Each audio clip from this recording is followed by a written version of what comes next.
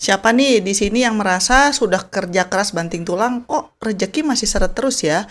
Jangan-jangan tanpa disadari, ada pola pikir kuno yang masih kita pelihara dan justru menjadi rem buat kita maju dan kaya. Ada nasihat-nasihat dari orang tua atau lingkungan dulu waktu kita kecil yang mungkin terdengar bijak, tapi di era zaman sekarang itu berubah menjadi sesuatu yang menyesatkan karena sudah kadaluarsa dan bisa menjerumuskan kita ke jurang kemiskinan. Mari kita bahas 10 pola pikir kuno yang akan membuat kita miskin dan wajib segera kita buang jauh-jauh. Yang pertama, PNS itu adalah pekerjaan ideal. Pernah tidak mendengar anggapan bahwa PNS alias pegawai negeri sipil adalah pekerjaan paling ideal? Katanya gajinya rutin, tunjangannya lumayan, dan yang paling penting terjamin sampai pensiun. Dulu, di masa orang masih susah cari kerja, stabilitas ini memang menjadi impian. Tapi coba dipikirkan lagi, kalau kalian hanya fokus mencari stabilitas dan gaji bulanan yang pasti dan cenderung standar, kapan kalian bisa kaya? Pola pikir ini cenderung membuat kita berhenti berinovasi karena tujuan utamanya cuma aman dan bukan maju. Dunia zaman sekarang butuh orang yang gesit, kreatif, dan berani mengambil risiko. PNS mungkin ideal untuk mereka yang menginginkan keamanan finansial minimal. Tapi kalau cita-cita kalian adalah kebebasan finansial dan kekayaan yang berlimpah, pola pikir ini harus ditinggalkan. Cari pekerjaan atau bisnis yang menawarkan potensi pertumbuhan yang lebih tinggi, itu akan lebih menjanjikan daripada menjadi PNS dengan gaji seperti itu. Kemudian, pola pikir kuno kedua adalah menabung pangkal kaya. Nah, ini kayaknya dari zaman sekolah sering banget diterapkan untuk anak-anak di Indonesia ya, bahwa menabung itu pangkal kaya. Ya, sebenarnya sih menabung itu memang penting sebagai dasar disiplin finansial dan dana darurat. Tapi zaman sekarang, inflasi kan tinggi sekali dan bunga bank itu sangat kecil. Jadi, uang yang kalian simpan di celengan atau di tabungan biasa itu bukannya bertambah, malah nilainya tergerus. Kalian harus sadar bahwa menabung saja tidak akan membuat kalian kaya. Kekayaan akan didapatkan dari pertumbuhan aset. Pola pikir yang benar adalah menabung untuk berinvestasi. Uang kalian harus bekerja keras melalui investasi di instrumen yang tepat seperti saham, reksadana, properti, atau membangun bisnis. Ganti pola pikir dari menyimpan uang sebanyak-banyaknya menjadi biarkan uang menghasilkan uang lebih banyak. Pola pikir kuno ketiga yang perlu diganti adalah loyalitas bekerja di tempat yang sama adalah utama. Zaman dulu dianggap hebat kalau seseorang bisa kerja di satu perusahaan sampai puluhan tahun bahkan sampai pensiun. Ini sering disebut loyalitas dan menjadi nilai jual tinggi. Ya, tentunya loyalitas itu bagus, tapi harus lihat konteksnya juga dan jangan sampai membutakan kita dari peluang lainnya. Zaman sekarang dunia kerja itu udah berubah, teman-teman. Loyalitas yang kalian berikan seringkali tidak sebanding dengan kenaikan gaji atau jenjang karir yang akan kalian dapatkan. Kalau kalian terlalu takut pindah, kalian akan terjebak dengan gaji yang stagnan, sementara kemampuan dan nilai jual kalian terus bertambah. Jangan pernah membiarkan kalian merasa tidak enak atau terlalu tua untuk mencari kesempatan baru. Gaji terbaik seringkali didapatkan ketika kalian berani pindah ke perusahaan yang menghargai keterampilan kalian lebih tinggi.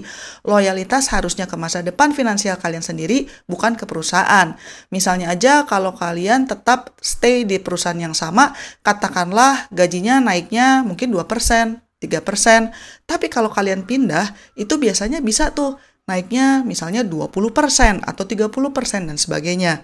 Jadi, pindah kerjalah secara strategis. Bukan berarti pindah kerja tiap tahun ya, tapi katakanlah pindah setiap mungkin 3-5 tahun. Itu menurut Mimin adalah waktu yang ideal. Kemudian pola pikir kuno selanjutnya yang harus diupdate adalah gaji kecil bukan masalah kok, yang penting hidup terjamin. Pola pikir ini mirip dengan orang-orang yang merasa bahwa PNS itu pekerjaan ideal, tapi ini konteksnya lebih luas ya. Fokusnya adalah pada asuransi, jaminan kesehatan, dan dana pensiun perusahaan. Ini sering dipegang oleh orang-orang yang gajinya pas-pasan, tapi merasa tertolong dengan jaminan-jaminan tersebut. Masalahnya, jaminan seperti itu hanya melindungi kalian dari hal buruk, tapi bukan jalan menuju kekayaan. Ketika kalian terlalu mengandalkan jaminan dari kantor, kalian jadi malas meningkatkan pemasukan utama kalian dan merasa aman di zona nyaman yang sebetulnya zona miskin. Seharusnya, kalian fokus meningkatkan gaji atau membuat sumber penghasilan lain yang jauh melebihi jaminan-jaminan itu. Jaminan sosial dan kesehatan bisa kalian kelola sendiri dengan uang kalian yang lebih besar. Jangan korbankan potensi penghasilan besar hanya demi merasa aman. Kemudian pola pikir kuno yang kelima adalah bisnis itu resikonya tinggi, lebih baik jadi karyawan selamanya. Banyak orang yang takut dengan kata bisnis atau entrepreneurship. Mereka melihat itu sebagai hutan belantara yang penuh resiko di mana banyak orang gagal dan rugi bandar. Jadi mereka memilih jalur aman sebagai karyawan karena penghasilannya pasti per bulannya. Betul, bisnis itu ada resikonya. Tapi jadi karyawan itu juga punya resiko sendiri loh. Banyak banget kan orang yang tiba-tiba di PHK, gajinya nyaris tidak naik atau bahkan tidak naik sama sekali, dan terbatasnya potensi penghasilan. Bedanya, resiko bisnis bisa kalian kelola dan resikonya sebanding dengan potensi imbalan yang tak terbatas. Kekayaan terbesar di dunia itu diciptakan oleh pebisnis dan investor dan bukannya oleh karyawan. Jangan takut untuk mulai dari yang kecil, teman-teman. Buat teman-teman yang masih belum mantap gitu ya meninggalkan pekerjaan kantoran, mungkin yang bisa kalian lakukan adalah diam-diam punya usaha sampingan. Jadi, oke lah, siang hari kalian fokus kerja. Tapi kemudian di waktu luang misalnya saat Sabtu Minggu atau di malam hari, kalian mengerjakan bisnis sampingan kalian.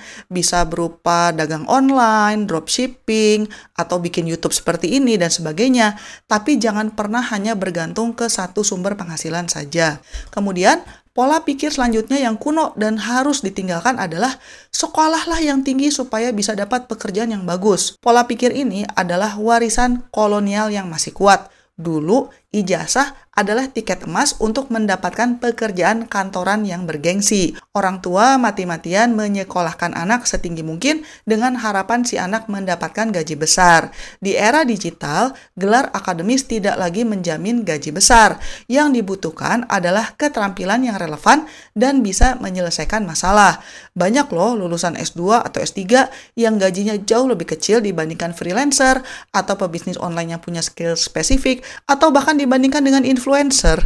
Fokuslah pada pengembangan skill yang memang banyak dibutuhkan di dunia bisnis atau dunia kerja dan fokus untuk menciptakan nilai. Sekolah itu penting untuk fondasi berpikir, tapi jangan jadikan ijazah satu-satunya kunci. Teruslah belajar hal baru, entah itu dari kursus online atau praktek langsung, dan ini jauh lebih penting daripada sekedar mengoleksi gelar. Pola pikir kuno ketujuh adalah jangan berhutang sama sekali.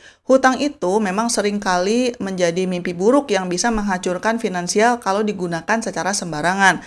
Misalnya aja kalian berhutang untuk barang-barang konsumtif, beli gadget terbaru, untuk liburan yang mewah. Jadi banyak orang menganggap semua utang itu buruk. Tapi sebetulnya dalam dunia finansial modern ada juga yang namanya utang produktif yang merupakan utang yang bisa digunakan untuk menghasilkan uang lagi atau meningkatkan aset. Contohnya utang modal bisnis, kredit pemilikan rumah untuk properti yang nilainya naik, atau pinjaman pendidikan yang bisa meningkatkan kemampuan kalian. Orang kaya menggunakan utang sebagai alat untuk mempercepat pertumbuhan kekayaan mereka. Jadi, jangan takut banget untuk berhutang, tapi yang penting adalah kalian harus bisa bijak membedakan antara utang konsumtif yang bikin miskin dan utang produktif yang berpeluang menjadikan kalian lebih kaya. Pikiran kuno yang perlu dihapus selanjutnya adalah urusan uang adalah tabu dan tidak sopan untuk dibicarakan. Di banyak budaya, termasuk di Indonesia, membicarakan gaji atau kekayaan sering dianggap tidak sopan dan bisa memicu iri hati. Tapi sayangnya, ini membuat kita jadi minim informasi tentang standar pasar dan bagaimana orang lain mencapai kesuksesan finansial mereka. Ketika kalian tidak pernah terbuka atau berdiskusi tentang uang, kalian jadi tidak tahu nilai jual kalian sebenarnya di pasar kerja.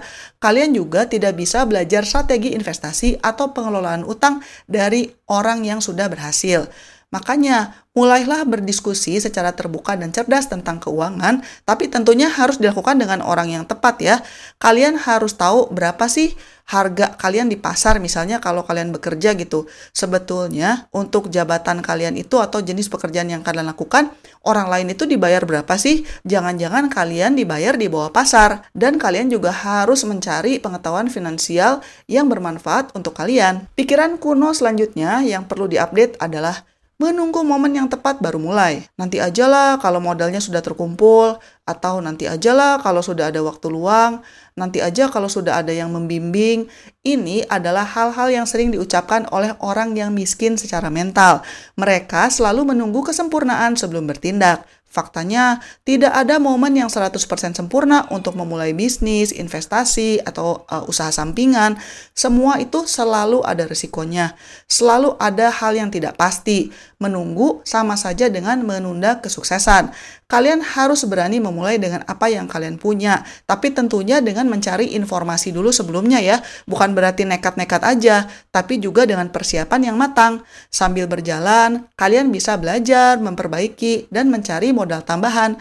Keberanian mengambil langkah pertama jauh lebih berharga daripada semua perencanaan yang tidak pernah dilaksanakan. Pikiran kuno selanjutnya yang perlu diupdate adalah orang kaya itu pasti curang. Pola pikir negatif tentang kekayaan ini sangat berbahaya karena kalau tertanam di alam bawah sadar kita bisa tanpa sadar menolak kesempatan untuk menjadi kaya. Pikiran ini seringkali hanya pembenaran diri untuk kegagalan finansial. Memang sih ada orang kaya yang jahat, jadi karena korupsi dan sebagainya. Tapi ya nggak semuanya. Ada juga kok orang kaya lewat jalur yang jujur, dan juga mereka peduli sosial dan bisa menciptakan lapangan pekerjaan. Pola pikir yang benar adalah kekayaan itu adalah alat baik di tangan orang baik. Jadi ubahlah keyakinan kalian dan yakinkan bahwa kalian itu pantas kaya, dan dengan kekayaan itu kalian justru bisa membantu banyak orang. Misalnya aja dengan membuka lapangan pekerjaan, bisa membantu orang-orang yang kekurangan dan sebagainya. Dengan begitu, pikiran kalian bisa mulai terbuka untuk mencari jalan mencapai kekayaan. Sekian dulu episode kali ini dan selamat mencari kebahagiaan. Bye-bye.